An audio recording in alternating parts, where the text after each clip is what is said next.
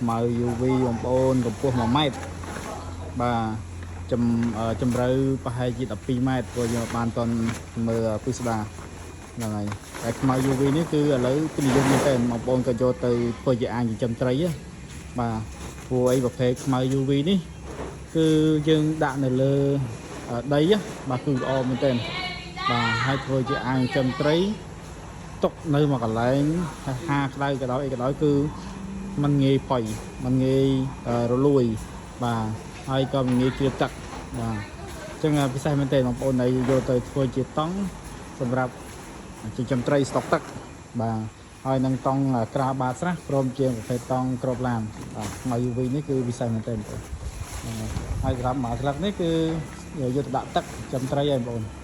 ដាក់ទឹកចិញ្ចឹមត្រីហើយក្រុមការងារពួកធ្វើការបត់បាទថ្ងៃនេះយើងចេញតង់ជាច្រើនទៀតបងប្អូននៅខាងមុខ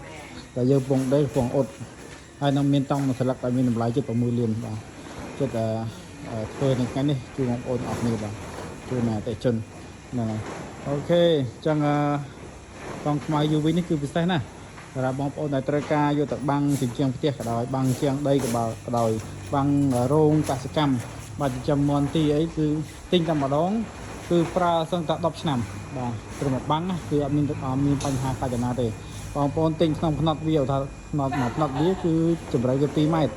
គឺធូរថ្លៃមែនទេ12គុណនឹង100ហ្នឹងតម្លៃរបស់វាគឺកាន់តែធូរថ្លៃបាទហើយទិញអា2ម៉ែត្រគឺធូរថ្លៃជាងគេបងប្អូនទិញអា2ម៉ែត្រអត់អ៊ុតណាបើអ៊ុតគឺថ្លៃហើយចូល14ម៉ែត្រគឺថ្លៃហើយអ៊ុតចូលគ្នាប៉ុន្តែបើទិញអាទំហំ2ម៉ែត្រគឺធូរថ្លៃវិញសម្រាប់តង់ខ្មៅ UV នេះគឺពិសេសណាស់យកទៅបាំងយកទៅក្រាក្នុងដីក្នុងទឹកគឺមិនងាយផុយហើយមិនងាយខូចបាទជាក់ស្ដែងខ្ញុំធ្វើអាងរួចហើយបងប្អូនជិត2ឆ្នាំហើយអាងខ្ញុំបាទនៅអាងដាំជក់សូឡានៅខាងក្រោយជិត2ឆ្នាំហើយគឺមិនផុយទៅណាសោះបាទគឺនៅតែពើងហើយសម្រាប់តង់អាងផ្សេងទៀតដែលយើងប្រើជាមួយនឹងកស៊ូសគឺរលួយទាំងអស់ផុយដូចទឹកមាត់បាទ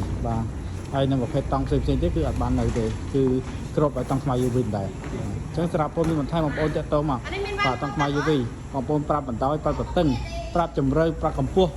បងប្អូនមកបាទយើងនឹងគុណគូជូនបងប្អូនអត់ទិញកាត់អីដែរបងប្អូន